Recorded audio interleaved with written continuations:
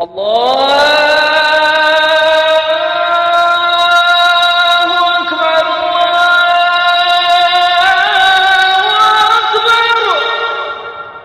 السلام عليكم ورحمة الله وبركاته. الحمد لله رب العالمين، والصلاة والسلام على أشرف الأنبياء والمرسلين وعلى آله وأصحابه أجمعين وعلى من تبعهم بإحسان إلى يوم الدين. أما بعد، سبحانك لا علم لنا إلا ما علمتنا إنك أنت العليم الحكيم.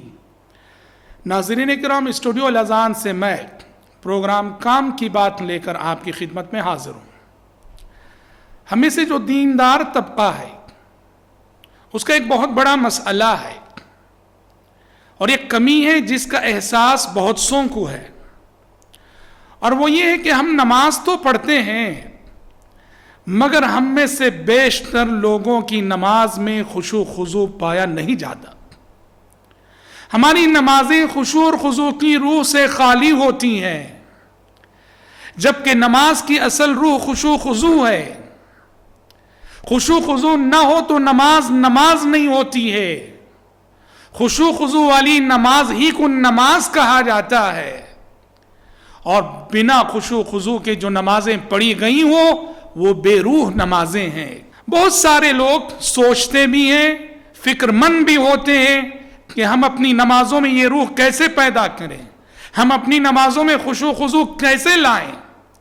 اس کی بہت ساری تدبیریں ہیں، لیکن آج میں پیارے نبی صلی اللہ علیہ وسلم کی ایک حدیث آپ کو ایسے سناتا ہوں کہ واللہ میں ہوں کہ آپ کوئی بھی مسلمان اس ایک حدیث کو اگر سامنے رکھیں اور کما حقہ عمل کر لیں، ہماری نمازوں میں خشوع خضوع کی روح پیدا ہو جائے گی اور ہماری نمازیں اس روح سے معمور ہو جائیں گی. صحابی رسول ابو ایوب انصاری رضی اللہ عنہ کی حدیث ہے، صحیح حدیث ہے، کہ پیارے نبی صلی اللہ علیہ وسلم نے فرمایا صلی صلاۃ مودع. اللہ اکبر. صلی صلاۃ مودع کیا مطلب ہے؟ کہا کہ ہر نماز کو یہ سمجھ کر پڑھو کہ یہ زندگی کی شاید آخری نماز ہے.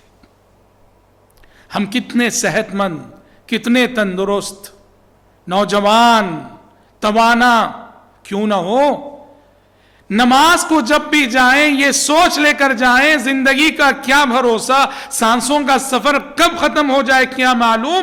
ہو سکتا ہے یہ جو نماز جسے پڑھنے کی توفیق اب مجھے ملی ہے شاید یہ میری زندگی کی آخری نماز ہو. واللہ جو شخص اس تصور سے کھڑے گا نماز میں، اس کی نماز کا کیا حال ہوگا. اللہ اکبر. اس کے خشوع خضوع کا کیا عالم ہوگا. اس شخص کی طرح نماز پڑھو جو دنیا کو الوداع کہہ رہا ہو. آپ ذرا تصور کیجئے ایک ایسے مریض کا، ایک ایسے پیشنٹ کا جس کا کوئی رسکی آپریشن ہونے جا رہا ہو، جہاں بچنے اور نہ بچنے کے چانسز 50-50 ہو، یا یوں کہیے کہ نہ بچنے کے چانسز زیادہ ہو. ایسا مریض آپریشن تھیٹر میں داخل ہونے سے پہلے 2 رکعت نماز جب پڑھتا ہے، وہ کیسی ہوگی وہ نماز، وہ کیسی ہوگی 2 رکعتیں، وہ قیام کیسا ہوگا، ان 2 رکعتوں کے رکوع کا کیا عالم ہوگا، اور وہ جو سجدے کرے گا اس سجدے کی کیا کیفیت ہوگی. میں سمجھتا ہوں کہ ایسا مریض اس وقت جو 2 رکعت نماز پڑھتا ہے وہ اس کی پوری زندگی کی سب سے بہتر سے بہترین نماز ہوگی. اتنی اچھی اور اتنی خشوع خضوع والی اور دل جمعی والی نماز اس مریض نے پوری زندگی میں نہیں پڑھی ہوگی، کیونکہ اس کے سامنے موت کھڑی نظر آ رہی ہے.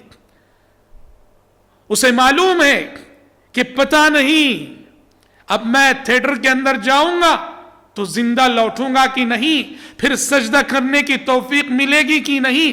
اس لیے وہ پوری طرح سے دنیا جہاں کو فراموش کر کے پوری دل جمعی اور دل کی حاضری کے ساتھ نماز پڑھتا ہے. پیارے نبی فرماتے ہیں جب بھی مسجد میں جاؤ، کسی بھی نماز کے لیے جب بھی جاؤ اور جب بھی نماز کے لیے کھڑے ہوتے ہو، یہی نفسیات، یہی مزاج اور یہی سوچ لے کے کھڑے ہونا. واللہ میں ہوں کہ آپ کوئی بھی مسلمان اس ایک حدیث پر عمل کر لیں، ہماری نمازوں کا بھولا ہوا خشوع خضوع پھر سے ہماری نمازوں میں آ جائے گا، ہماری نمازیں خشوع خضوع سے معمور ہو جائیں گی۔ رب العالمین مجھ کہنے والے کو اور آپ سبھی سننے والوں کو اپنی عبادتوں میں خشوع خضوع پیدا کرنے کی توفیق عطا فرمائے، آمین۔